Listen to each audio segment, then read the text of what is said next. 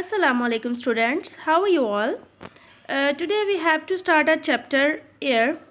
In this chapter we will learn about air and its composition, layers of atmosphere, properties of air, uses of air and air pollution. Air and its composition and layer of atmosphere you already have done in previous classes. In this chapter we will first revise them and after that we will study the properties, uses and pollution. Clear? First of all you must be aware of what is air. हम अगर अपने इर्द गिर्द देखते हैं या कोई भी खाली चीज़ देखते हैं, we can not see anything, हमें कुछ भी नज़र नहीं आता. बट इन रियलिटी जो हमारे इर्द गिर्द की चीज़ें हैं या जो चीज़ें हम खाली देखते हैं वो खाली नहीं होती. There is air in them. ठीक है, उनके अंदर होती है एयर जो कि हमें नज़र नहीं आती लेकिन बहुत ही इम्पॉर्टेंट एस्पेक्ट है, इम्पॉर्टेंट कंपोनेंट है हमारी लाइफ का. We can not live without air. अगर हमारे सराउंडिंग में एयर नहीं होगी तो हम सर्वाइव नहीं कर सकते.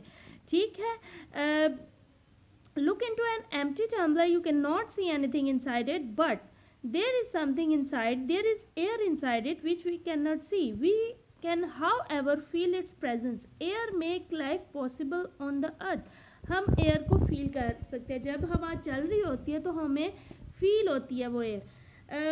उसके बाद आ जाता है हमारे पास कंपोजिशन ऑफ एयर कि एयर जो है वो बेसिकली बनती कैसे है. एयर तो एक नाम है लेकिन इसके अंदर बहुत सारी गैसेस होती है. ठीक है, दो मेजर गैसेस जो इसके अंदर होती हैं, एक है नाइट्रोजन, दूसरी होती है oxygen. Nitrogen is essential for plants and oxygen is essential for animals and human beings. ठीक है. ऑक्सीजन की अगर हम बात करते हैं तो इस पाई चार्ट में देखें, there is a blue box और वहाँ पे 21% जो है वो हमारे पास ऑक्सीजन का है.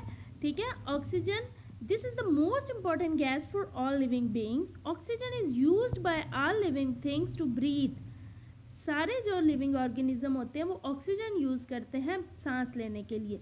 21% of air contains oxygen. Oxygen is also necessary for burning. हम जो आग जलाते हैं उसके लिए भी ऑक्सीजन बहुत ज़रूरी है. अगर ऑक्सीजन नहीं होगी we can not burn.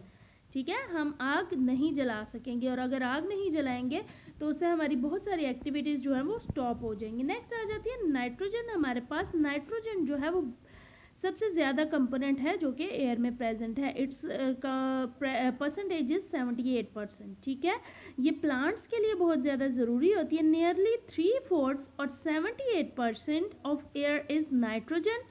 This gas is very important for growth of plants. Rest of the living things get nitrogen from plants. ठीक है, नाइट्रोजन जो है 3/4 हमारे टोटल एयर में 3/4 पार्ट जो है वो इसका होता है. नाइट्रोजन का ये प्लांट्स की ग्रोथ के लिए बहुत ज़्यादा इंपॉर्टेंट होती है और बाकी जो ऑर्गेनिज्म है वो प्लांट्स से नाइट्रोजन हासिल करते हैं. ठीक है, प्लांट्स नाइट्रोजन लेंगे और फिर उसको यूटिलाइज करके हमारे लिए ऑक्सीजन जनरेट करेंगे. Next is carbon dioxide. Carbon dioxide plants के लिए बहुत नेसेसरी होती है. अगर कार्बन डाइऑक्साइड होगी तो फोटोसिंथेसिस होगी. It is an important gas for the plants as it is necessary for photosynthesis. Human beings and animals breathe out carbon dioxide. It forms 0.03% of the air. Air में इसकी percentage है 0.03%. Clear हो गया. उसके बाद आ जाती है अदर गैसेस. बहुत सारी दूसरी गैसेस हमारे पास इसमें आ जाती हैं like helium, argon, water vapours and वो अलग आ जाते हैं. हीलियम और आर्गोन की यहाँ पे बात करते हैं हम. Helium is filled in balloons. हम गुब्बारों में जो हवा फिल करते हैं वो हीलियम होती है. Helium being light makes the balloon rise up in the air. Argon is use to fill electric bulbs and neon is use to glow science. आप जब इलेक्ट्रिक बल्ब्स देखते हैं तो जब हम उनका स्विच ऑन करते हैं वो लाइटन अप हो जाते हैं. तो वो लाइटन अप किस वजह से होते हैं? उनके अंदर नियॉन गैस प्रेजेंट होती है. ठीक है, इसके अलावा जो ट्यूबलाइट्स वगैरह होती हैं अगर कभी वो टूट जाएँ तो बहुत ज़्यादा बर्स्ट की आवाज़ आती है. अगर कभी आपने रियलाइज़ किया तो वो किस वजह से आती है? क्योंकि उनके अंदर गैस होती है. कौन सी? आर्गोन. अदर गैसेस के अलावा हमारे पास आ जाते हैं water vapours. Water vapour is formed from evaporation. ये evaporation of water, the amount of water vapor in the air is known as humidity. ठीक है, वाटर वेयर की अमाउंट जो होती है एयर में उसको हम कहते हैं humidity. It is less when the weather is dry. जब वेदर ड्राई होता है ये कम होती है ह्यूमिडिटी. ठीक है, हवा में नमी जो होती है उसको हम कहते हैं humidity. As humidity increases the amount of water vapour in the air increases. जैसे जैसे ह्यूमिडिटी इंक्रीज होती है एयर में, वाटर वेपर्स की क्वांटिटी भी इंक्रीज होती है। We feel sticky when it is humid. बहुत नमी नमी फील होती है, जैसे बहुत ज़्यादा बारिशों के दिनों में मौसम जो है हवा जो होती है उसमें नमी होती है तो सारी चीज़ें गीली गीली टाइप फील होती हैं, ठीक है। That is because of humidity. Dust particles की बात करते हैं तो एयर में वो भी मौजूद होते हैं। The amount of dust particle present in the air varies from place to place and time to time, ठीक है। जिन एरियाज़ में पोल्यूशन ज़्यादा होगी वहाँ पे एयर में डस्ट पार्टिकल्स भी ज़्यादा होंगे as compare to those areas. अगर हम ग्रीन एरियाज़ में चले जाते हैं वहाँ पे एयर में डस्ट पार्टिकल्स कम होते हैं। नेक्स्ट क्लिप में कंपोजिशन ऑफ एयर की आप एक डिस्क्रिप्टिव एक्सप्लेनेशन देखेंगे। उसके बाद यहाँ पे हमारे पास एक बॉक्स आ जाता है जहाँ पे लिखा है it is said that man can live for 5 weeks without food, for 5 days without water, but only for 5 minutes without air। अगर हम खाना नहीं खाते we can survive 5 days, ठीक है। ये आपने ट्राई नहीं करना, आप छोटे हैं, आप 1-2 दिन नहीं रह सकेंगे, ठीक है। 5 weeks जो एक नॉर्मल हेल्दी पर्सन होता है ना वो 5 weeks बगैर खाने के ज़िंदा रह सकता है, 5 days बगैर पानी के ज़िंदा रह सकता है। लेकिन अगर एयर नहीं हो गई तो वो 5 मिनट भी सर्वाइव नहीं कर सकता। There are different gases: nitrogen, argon, carbon dioxide, oxygen, neon, helium, hydrogen, ozone that are present in air. If we see the volume तो 78% नाइट्रोजन है, 21% ऑक्सीजन और बाकी जो 1% है वो डिफरेंट गैसेस हैं। लेकिन आप लोगों ने ये नहीं समझना कि 1% is not important, it is very much important, ठीक है। उन गैसेस का प्रेजेंट होना भी हमारे लिए बहुत ज़रूरी है। नाइट्रोजन प्लांट्स यूज़ करते हैं अपने सर्वाइवल के लिए, लेकिन वो डायरेक्टली नहीं।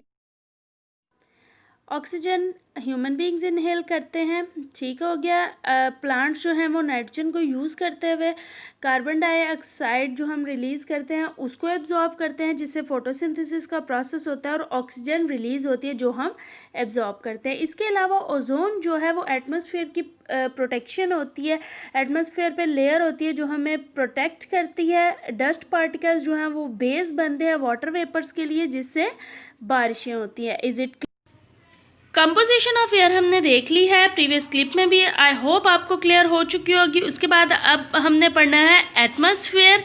तो एटमॉस्फेयर क्या है? हमारी अर्थ के अराउंड एक कवर है, ठीक है, जो एक शील्ड है जो हमें प्रोटेक्ट करती है, that is atmosphere. We live in an ocean of air that surround us like a blanket. This thick layer of air that surround us is known as atmosphere. हमें जो जैसे हम सर्दी से बचने के लिए ब्लैंकेट्स ले लेते हैं खुद को कवर करने के लिए, उसी तरह हमारी अर्थ पर लाइफ को सेव करने के लिए ब्लैंकेट है, पूरा का एक कवर है अल्लाह ताला ने बनाया हुआ, that is atmosphere.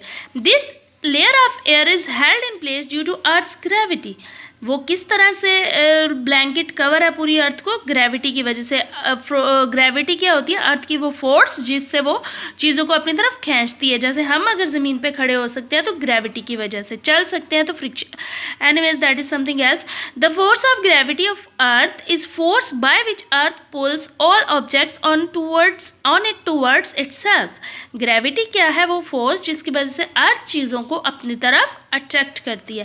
As we go up on the mountains, जैसे जैसे हम पहाड़ों पे जाते हैं वैसे वैसे हम अपना जो ग्रेविटी है वो लूज़ करते जाते हैं, ठीक है। जितनी ज़मीन से हम दूर जाते हैं उतनी ग्रेविटी की जो पावर है वो कम हो जाती है। इसीलिए जब लोग मून पर जाते हैं, चांद पर जाते हैं, तो वो फ्लोट करते हैं, मून की सरफेस पे वो चल नहीं पाते क्योंकि वहाँ पे कोई ग्रेविटी नहीं है। We may have difficulty in breathing. Many mountaineers therefore carry oxygen cylinder when they climb. Mountaineers जो होते हैं, पहाड़ों पे चढ़ने वाले लोग, वो अपने साथ ऑक्सीजन के सिलेंडर्स लेके जाते हैं ताकि उनको जब वो ज़मीन से ऊपर जाएं तो ऑक्सीजन की कमी ना हो, क्योंकि जैसे जैसे हम ऊपर जाते हैं ग्रेविटी भी कम हो जाती है और ऑक्सीजन भी कम हो जाती है, एयर भी कम हो जाती है।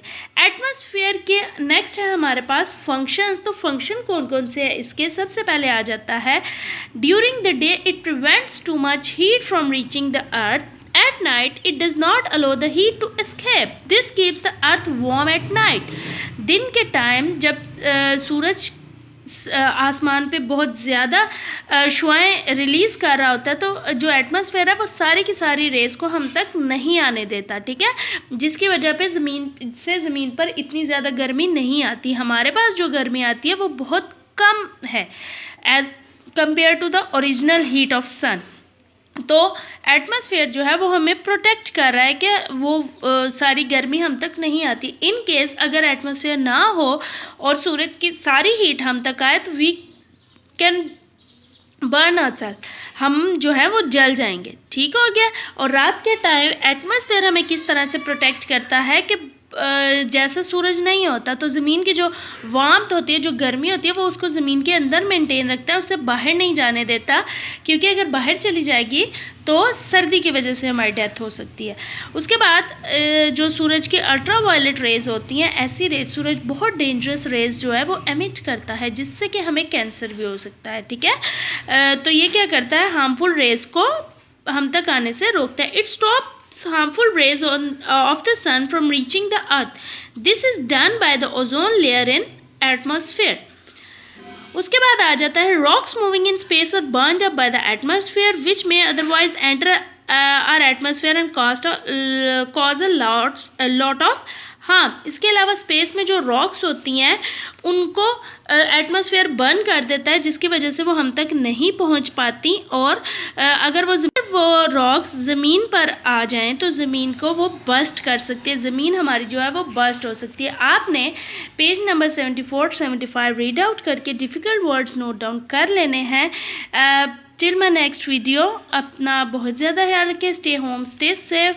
Diary is given at the end, आपने उसको अच्छे से देख लेना है, and keep preparing yourself for the test, ठीक है। साथ साथ आपने लेक्चर्स लेते रहना है, and in case there is any difficulty you can comment below और ask in Google Classroom. Take care, अल्लाह हाफिज़।